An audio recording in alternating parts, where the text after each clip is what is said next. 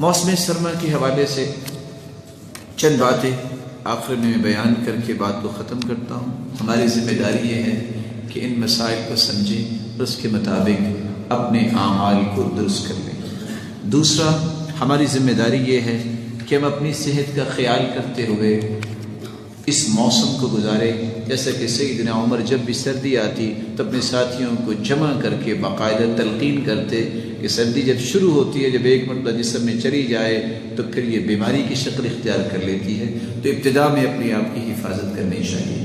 تیسری ہماری ذمہ داری یہ ہے کچھ بھی ہو جائے کسی موسم کے بارے میں اپنے کومنٹس جاری نہ کریں۔ اور آپ دیکھیں گے ابھی چینلز پہ 2-2 گھنٹے ہر روز 4-4 گھنٹے بحث ہوگی کہ آج دھند ہے اور آج جو ہے سموک ہے اور آج یہ ہے، اور بحث کس بات پہ ہو رہی ہوگی؟ اللہ تعالیٰ کے نظام پہ۔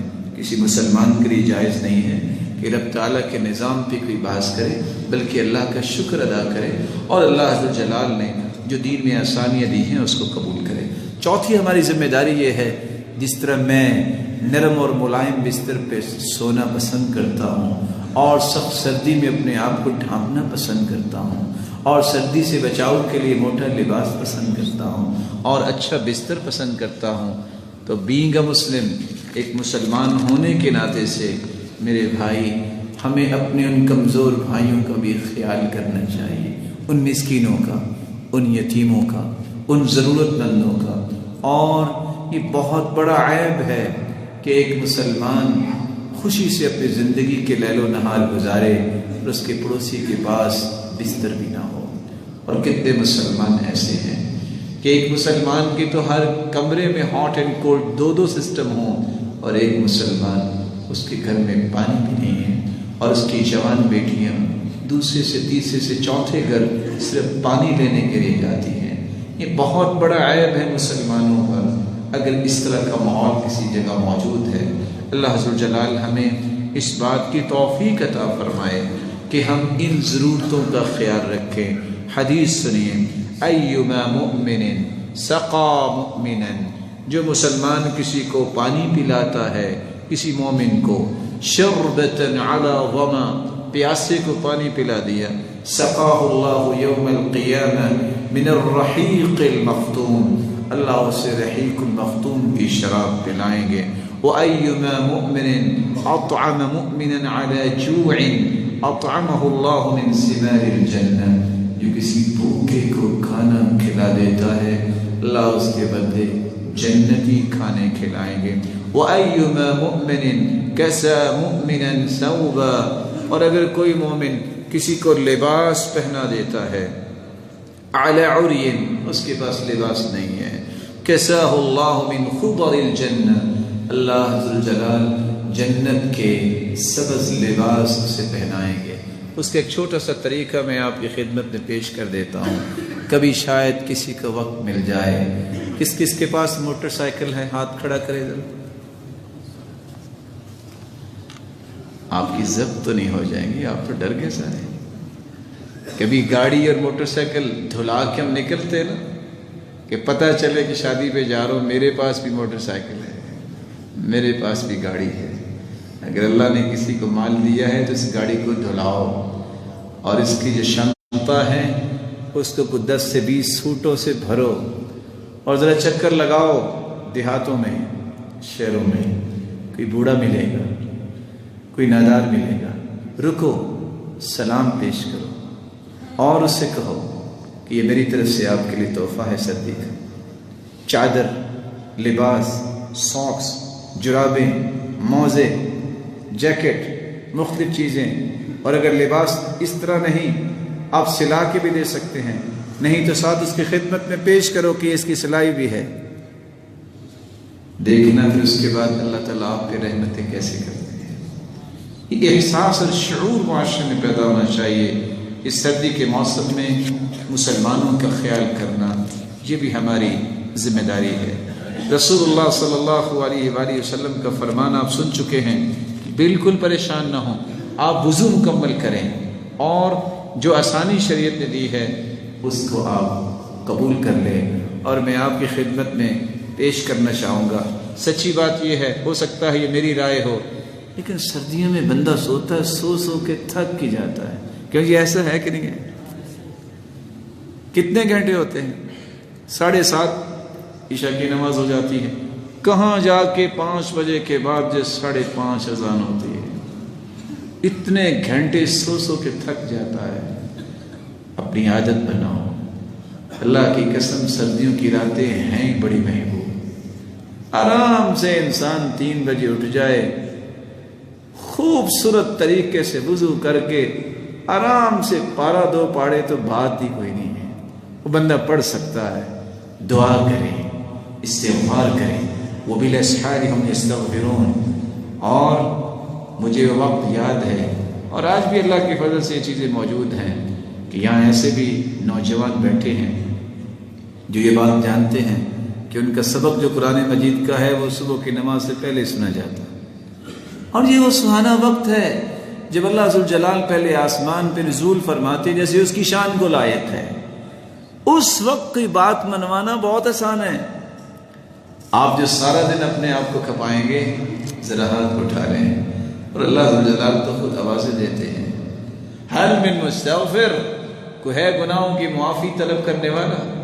حل من مسترزق، کوئی ہے رزق کا متلاشی؟ عادت بنائیے، تہجد کی عادت بنائیے. اور تہجد میں اللہ تعالیٰ نے آسانیاں کتنی دی ہیں. ما زاد رسول اللہ صلی اللہ علیہ وسلم فی رمضان ولا فی غیر رمضان على 11 رکعہ. 11 رکعتیں آپ رمضان اور غیر رمضان میں پڑھتے تھے. معمول بنائیے. نہیں آپ 5 پارے پڑھ سکتے، 2 پارے پڑھ سکتے، پارا نہیں پڑھ سکتے. میرے بھائی آپ کو قل هو اللہ یاد ہے، وہی پڑھ لیا کریں. معمول بنانے. وَكَانَ يَقُومُ فِي أَوَّلِ اللَّيْلِ وَفِي آخِرِهِ وَفِي وَسَطِهِ. آپ تہجد رات کے شروع حصے میں بھی پڑھتے، آخری حصے میں بھی پڑھتے اور درمیان میں بھی پڑھتے. آپ دیکھتے ہیں کہ میں ٹھیک نہیں ہوں، تھکا ہوا ہوں، سفر سے آیا ہوں، آپ سونے سے پہلے 8 رکعتیں پڑھ لیں. آپ اس نیت کے ساتھ سو گئے ہیں کہ میں نے تہجد پڑھنی ہے. من اتى فراشه وهو ينوي ان يقوم يصلي من الليل فغلبت عيناه حتى اصبح كتب له ما نوى. آپ نیت کر کے سو گئے ہیں اور صبح تک بیداری نہیں ہوئی. اللہ نیت کے مطابق ہی تہجد لکھوا دیتے اور نیند کو بھی صدقہ بنوا دیتے. آپ نہیں رات کو پڑھ سکے. من نام عن حزبه او شيء من ذلك. رات کو آپ نے طے کیا کہ میں نے 1 پارہ پڑھنا ہے، نہیں بیدار ہو سکے. سورج نکلنے کے بعد آپ 11 کی بجائے 12 رکعتیں زور تک پڑھ لیں. سورج نکلنے کے بعد زور تک آپ کی تہجد ہی کنسیڈر ہوگی.